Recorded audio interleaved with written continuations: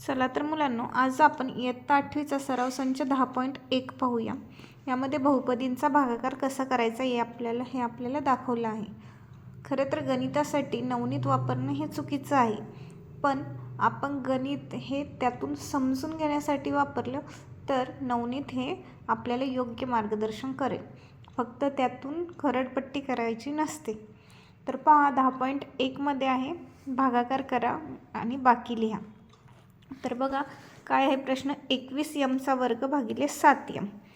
तर हे तर तोंडी आहे, आपल्याला हे जमू शकतं. 21m वर्ग मी ह्यासाठी स्पष्टीकरणामध्ये दिलेलं आहे. आपल्या 7mला कोणत्या संख्येने गुणलं तर 21m वर्ग येईल. जर 21m वर्ग नाही आलं तरी त्या जवळची संख्या येईल असं आपण शोधून काढायचं. तर 7×21 म्हणून आपण इथे 3 घेऊया आणि mचा वर्ग आहे. मग mला कितीने गुणलं तर m वर्ग येतो, तर mला mनेच गुणायचं. म्हणजे ज्या पाया समान असताना गुणाकार करायचा झाला तर वरील घातांकाची बेरीज होते. मग पहा, 21m वर्ग भागिले 7m यांचा जर भागाकार करायचा झाला तर 3mने त्याला गुणल्यावर आपलं उत्तर येईल 21m वर्ग. म्हणून 21m वर्ग वजा 21m वर्ग, बाकी आली 0 आणि भागाकार आला आहे आपला 3m. अशा प्रकारे भागाकार 3m आला व बाकी 0 आली. दुसरं गणित आहे 40चा a घन भागिले वजा 10a. आता भागाकार करताना एक संख्या वजा म्हणजेच ऋण असली आणि एक संख्या धन असली तर येणारं उत्तर आपले हे नेहमी ऋणच येतं. मग पहा, आता इथे काय आहे, 40a घन भागिले वजा 10a. तात्पुरता ऋण ह्या संख्येचा विचार करणं थांबून देऊन एवढाच विचार करायचा की आपण 10aला कोणत्या संख्येने गुणलं तेव्हा आपलं उत्तर 40aचा घन येईल. तर 10 चौक 40 म्हणून इथे आपण 4 वापरूया आणि इथे घन आहे आणि इथे a घातांक एकच आहे. मग 3 मधून 1 गेला, राहिला 2, म्हणून इथे आपण 4a वर्ग असं वापरणार आहे. आता हे धन संख्या आहे म्हणून गुणाकार करताना ह्या दोन्ही संख्या ऋण असल्या पाहिजे, कारण ऋणचा नेहमी गुणाकार धन येतो. म्हणून आपला भागाकार आला आहे वजा 4a वर्ग आणि वजा 40a घनातून वजा 40a घन जाऊन बाकी आलेली आहे 0. अशा प्रकारे भागाकार आला आहे वजा 4a वर्ग आणि बाकी आली आहे 0. तिसरं गणित पाहूया, वजा 48चा pचा चौथा घात भागिले वजा 9pचा वर्ग. आता हे थोडंसं जसं जसं सराव संचात पुढे जातो तसं थोडासा टॉपिक अवघड होत जातो. तर तिसरं गणित आहे वजा 48 pचा चौथा घात भागिले वजा 9pचा वर्ग. आता दोन्ही ऋण आहे म्हणजे ह्याचा भागाकार आपल्याला धनच येणार आहे, हे तर डोक्यात असलं पाहिजे. आता वजा 48ला वजा 9ला कितीने गुणलं म्हणजे वजा 48 येईल, तर वजा 48 येत नाही, पण त्याच्या जवळची संख्या कोणती येईल असा विचार करूया आपण. तर हे जरा ह्यांनी अवघड दिलं आहे. इथे तुमची बाकी जरी उरली तरी चालू शकतं, पण ह्यांनी दिलेल्याप्रमाणे 9चा 16चा गुणाकार केला आणि त्याला जर 3ने भागलं तर उत्तर येते आपलं वजा 48. म्हणून 16/3 pचा वर्ग या संख्येने 9p वर्गला गुणलं तर उत्तर येणार आहे वजा 48 pचा चौथा घात. पण ह्यांनी आपल्याला बाकीही लिहा असं दिले, मग याऐवजी आपण 9×5 = 45 अशा प्रकारेही सोडवू शकलो असतो, पण नवनीतच्या पद्धतीप्रमाणे 16/3 pचा वर्ग हा आपला भागाकार आला आहे वजा 48 pचा चौथा घात वजा 48 pचा चौथा घात. दोन्ही संख्या ऋण असल्यावर इथे बेरीज होणार आणि प्लस मायनस वजाबाकी होऊन बाकी 0 येणार. म्हणजेच भागाकार आला आहे आपला 16/3चा p वर्ग आणि बाकी आली आहे 0. तर चौथं गणित आहे. चौथं गणित पण याच प्रकारे आहे, 40चा mचा पाचवा घात भागिले 30mचा तिसरा घात. तर 40mचा पाचवा घात भागिले 30mचा तिसरा घात. आता 30m घनला कितीने गुणलं तर आपलं उत्तर 40mचा पाचवा घात येईल. आता इथे 5वा घात आहे, इथे तिसरा आहे, 5तनं 3 गेले 2 म्हणजे m वर्गाने गुणणं हे तर कन्फर्म झालं आहे. आणि इथे सोपं आहे, 40 भागिले 30 केलं तर 4/3 येईल, म्हणजे 4/3 m वर्गाने ह्याला गुणलं. नेहमी करताना हे जे उत्तर आहे आपलं त्याला ह्याने भागायचं आहे 30 mचा घनाने. मग आपले जे उत्तर येईल ते इथे येतं आणि हा आपला भागाकार येतो. म्हणून ह्या 40 mचा 5व्या घातातून 40 mचा 5वा घात गेला, बाकी आली आहे 0. भागाकार आला आहे 4/3 m वर्ग, म्हणजेच भागाकार आला आहे 4/3 mचा वर्ग आणि बाकी आली आहे 0. अशाच प्रकारे 5वं गणित आहे 5x चा घन वजा 3x वर्ग भागिले x वर्ग. आता ही एक द्विपदी दिलेली आहे, तर 5x चा वर्ग पहिल्यांदा आपण एक एक संख्येने गुणायचं आहे. तर x वर्गाला कितीने गुणलं तर आपलं 5x घन येईल.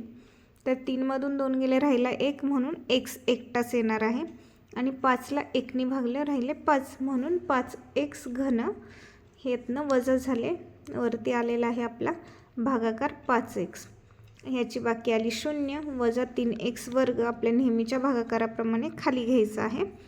आता वजा 3x वर्ग येण्यासाठी x वर्गाला कितीने गुणायचं तर x वर्ग तर इथे कॅन्सल झाले, राहिला वजा 3, म्हणजेच वजा 3ने जर आपण x वर्गला गुणलं तर आपलं उत्तर येणार आहे वजा 3x वर्ग. अशा प्रकारे बाकी आली आहे 0 आणि भागाकार आलेला आहे 5x वजा 3. आता 6व्या गणितही एक द्विपदी आहे 8p चा घन वजा 4p चा वर्ग भागिले 2p चा वर्ग.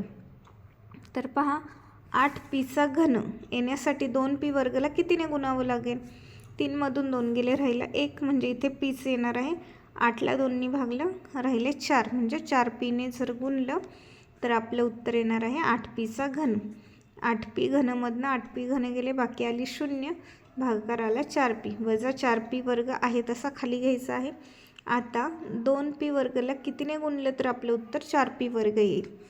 मग 2p वर्ग आणि वजा 4p वर्ग, आता दोन्ही p वर्ग आहे म्हणल्यावर हे कॅन्सल झाले आणि वजा 4 भागिले 2 उत्तर आले वजा 2, म्हणजेच वजा 2नी जर 2p वर्गला गुणलं तर उत्तर येईल आपलं 4p वर्ग.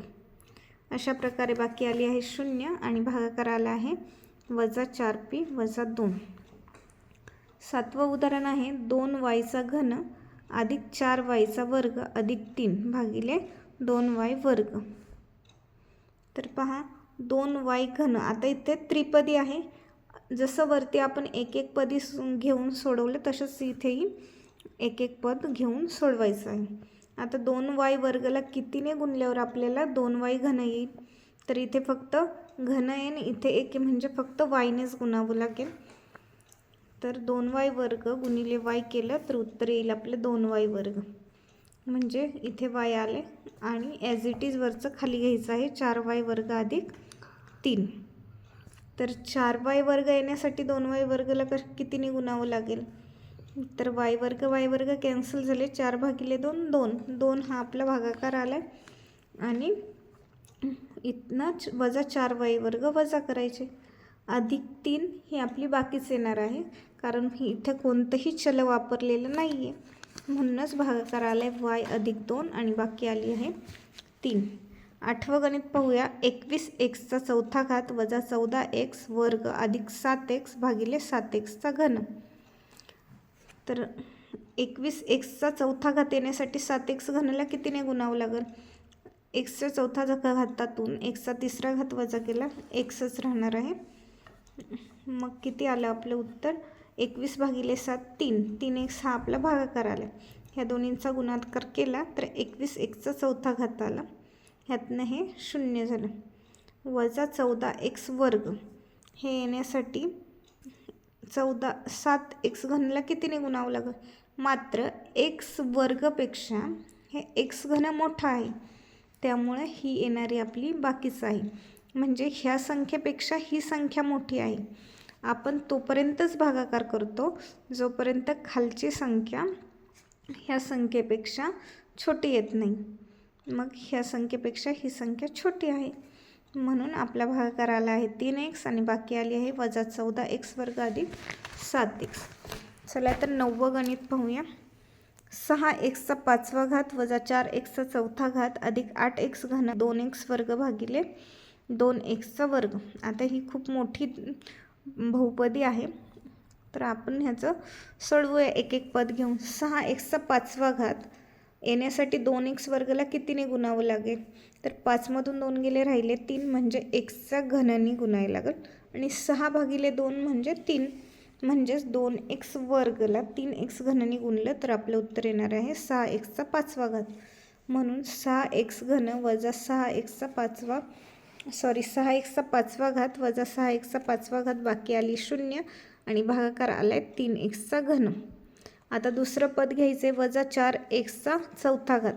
वजा 4x चा 4था घात येण्यासाठी 2x वर्गला कितीने गुणावं लागेल?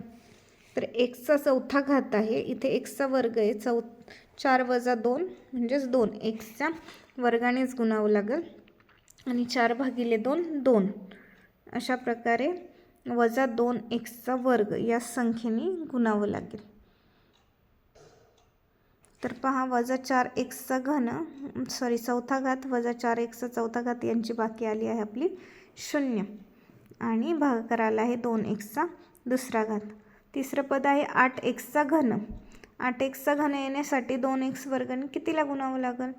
तर 3तनं 2 गेले राहिला 1, म्हणजे x येणार आहे 8 भागिले 2 4, म्हणजे 4xने गुणलं तर उत्तर येणार आहे आपला 8x चा घन.